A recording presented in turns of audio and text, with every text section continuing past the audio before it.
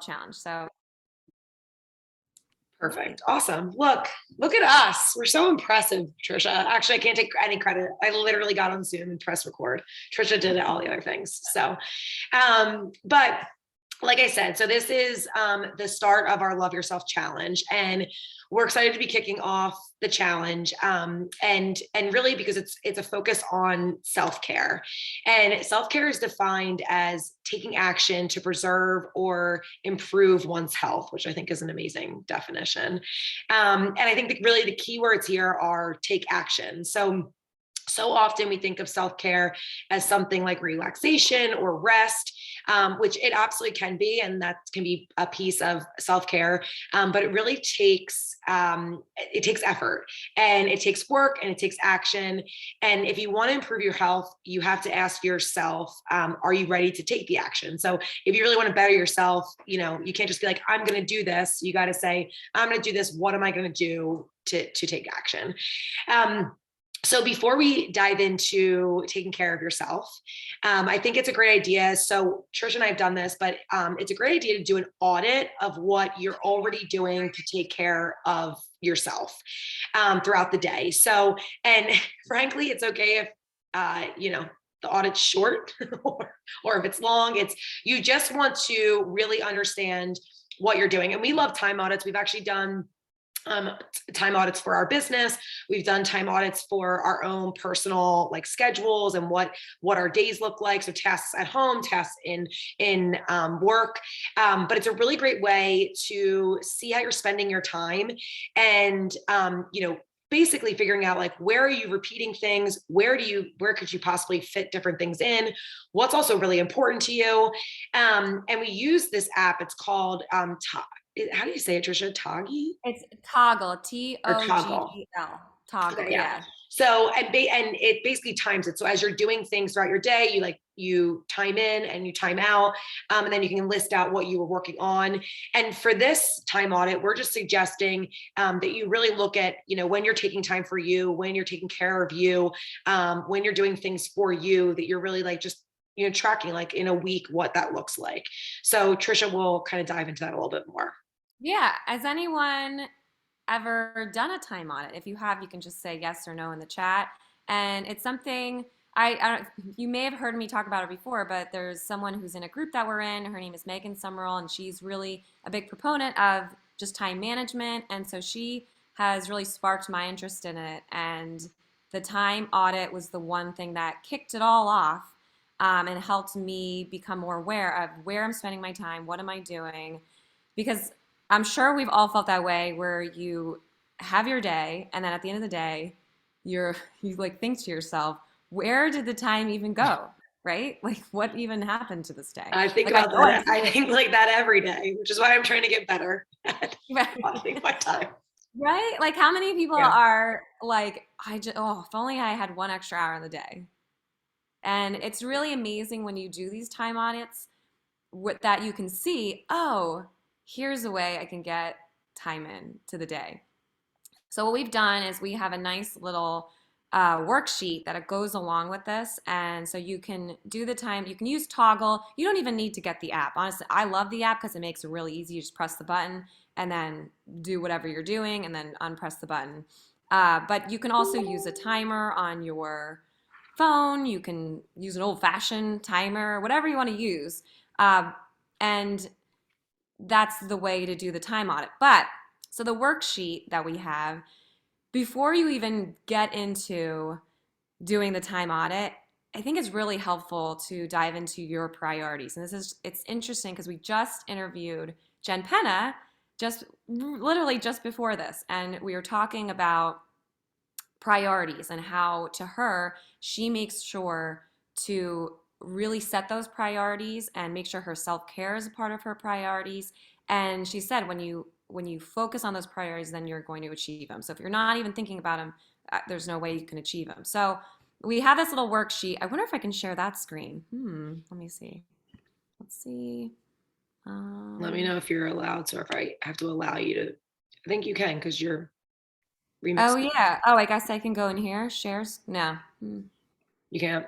I can't. Well, we'll post it in the chat, so don't worry. But basically, you want to dive into your priorities first. And we have the worksheet, we have it set up into different areas in your life, your career, financial area, educational, developmental, like how do you want to grow as a person and in your mind, your physical and your health. So that's exercise, mixing it up, and nutrition, your family and social. So if you want to spend more time with your family or connect with your friends. And then the last one's emotional and spiritual too. So I feel like it's nice having those little areas to kind of narrow your focus. But there's also some other questions you can ask yourself too when you're trying to narrow down what are my priorities? Because sometimes I think it's right, it's like a little bit trickier to even kind of narrow it down. So Well, here, I think we even talked about this, like, one being like, even when you're talking about priorities, it's similar to goals, but like being realistic about them and also like specific. Because I feel like it's interesting. Like and I've used this example before, but like it's a priority to me that my family eats dinner together, every night, or as many nights as we possibly can. And but it's not as much a priority if like I cooked the meal.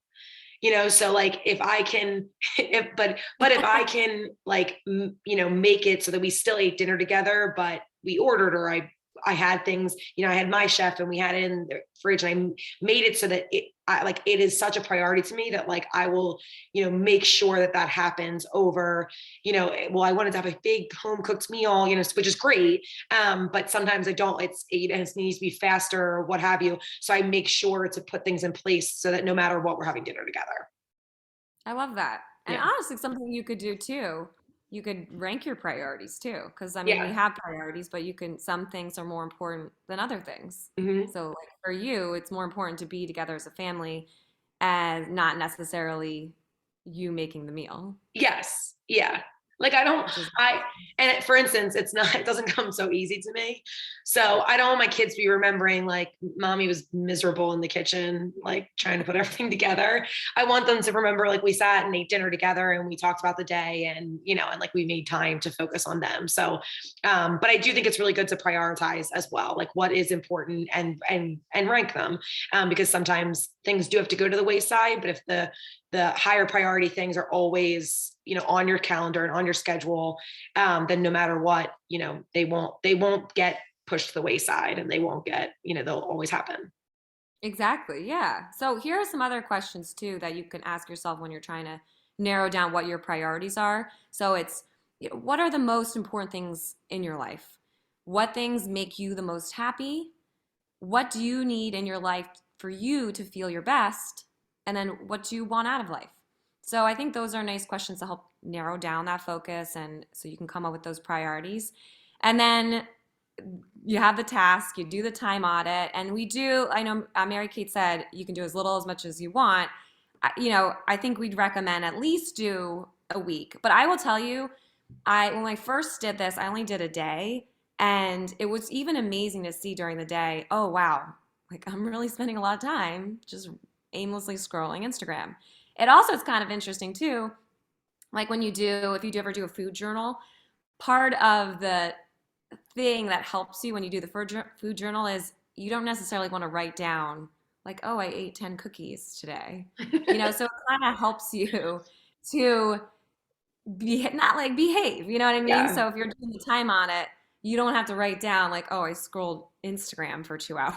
Yeah. Just But it's a good acknowledgement of like, oh, I guess I used to do that. Like, even if you're like, well, we won't do that today, but I normally would be doing that now. So at least you're yeah. acknowledging it, or just really like I am like wasting time. Like something that I found and that I'm still working on is because again, we do recommend doing it for a week because you'll learn so much, but then like going back and doing it again, because Trish and I are big believers in trying to make things like as efficient, as effective as possible, and like if we can make it easier, systemize it more.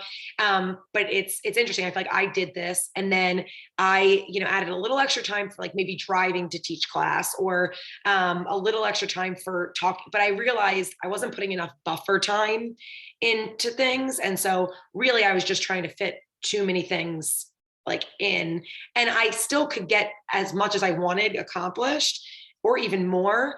But I just like, I don't, it actually creates more stress if I know I have to be somewhere at 12 and I ends up, talking to, our front desk and talking to a couple clients, which is I love doing and I want to do, but I didn't like anticipate that. I should just be like, yes, that's going to happen or potentially happen. So I'm not going to schedule this meeting until 12:30 and give myself that extra little time.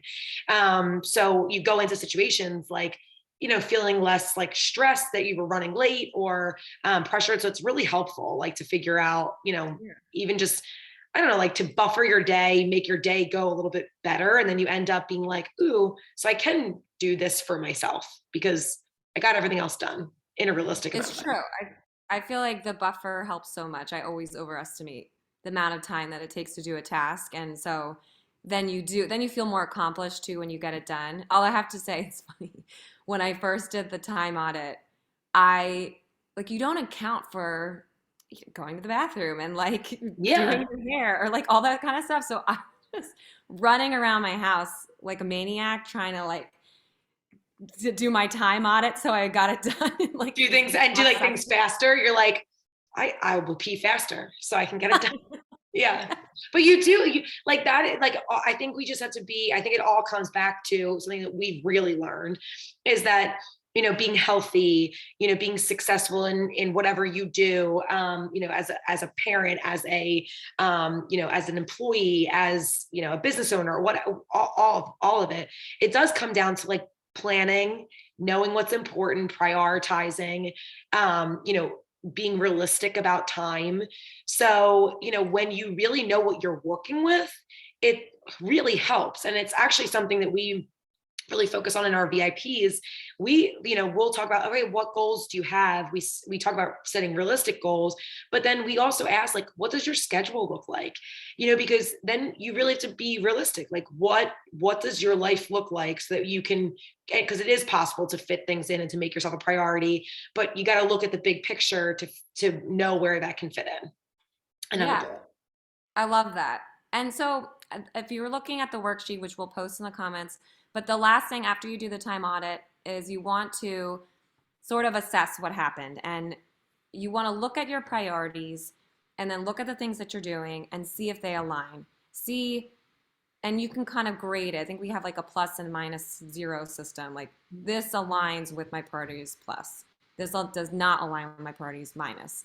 This is neutral. So then you can do a little zero. And then compare how many pluses do you have during your day? How many minuses do you have during your day? Another thing you can do too is check out your productivity level. So it's Mhm. a nice thing while you're doing the time audit, and I believe Toggle allows you to do this, is to write how am I feeling while I'm doing these things. So if you are doing, if you're a morning person, then you're going to want to put all of your more challenging tasks, more of the tasks that require the brain power in the morning. You don't want to save them to the end of the day when you're beat and you're tired. Uh, so it's nice and helpful to keep track of that as well. And I also think, to piggyback off of talking about like what is, what fits in with your priorities, but something that Trish and I both heard was someone would say like, okay, well, self-care was like kind of to, at the end of the day, they're going to like decompress. And they always would, watch trashy television because like, okay, it's like, I'm going to lose. I don't even care. I don't care what's going on, but it's like, I'm done with the day. And that's perfectly fine if that's what you want to do. But they realized it was actually kind of like working them up and like wasn't really settling them down, and so they were like staying up even longer and later, like it wasn't really something that was like helping from a self-care perspective or really like adding to their lives. So they just like kind of took that out and started like reading a little bit more and just like how they felt they were sleeping better. And so it's really interesting when you start learning that, because I am like, I would say like, I don't watch a ton of television, but when I did, I was going to that, and it's not like very calming. It's not. And like, so I'm like, do I really feel like watching this, or would I actually rather read something that I enjoy, or even watch a show that maybe isn't as, I don't know, like intense or Like crazy. educational, maybe. I don't know. Yes, yeah, but just something that's more settling, I feel like. And it was Yeah. just an interesting thing. Like, I feel like it really makes you kind of step back and look at everything and decide like what makes most sense for you. Yeah, And I think again, that's a the really good mix, point. we're big into the Goodness. mix. So like, it's going to be Exactly. different for everybody. So with that being said, what we are suggesting, and we really do highly recommend it, and we'd love to see how it goes and for you to all let us know, but it is to perform a time audit on your self-care. So you could do this, you know, specifically on self-care. You could also do it on like everything, so that you're making sure that you're fitting self-care in. But we will send over, the doctor will link the documents. You can absolutely use it for yourself, which I think is great. You just make a copy of it. And then if you take a look at the self-care bingo that we created for the Love Yourself Challenge, this way you can cross off, we're asking you like to look at these things and really try to cross off 2 or 3 items this week, to take care of yourself, to make yourself a priority, to fit it into your schedule. It's really, really important. And we say it a lot, but when you're happy and healthy, you can handle so much more. So we really think that auditing, you know, what you are doing on a daily basis and a weekly basis, and then making sure you're making a self-care a priority, will really, really help you in the long run. And we're here to help you with that as well. So check in on Sunday with us. Check out it throughout the week. If you're doing the time audit, please like tag us, let us know, share what you've liked or, you know, what you found.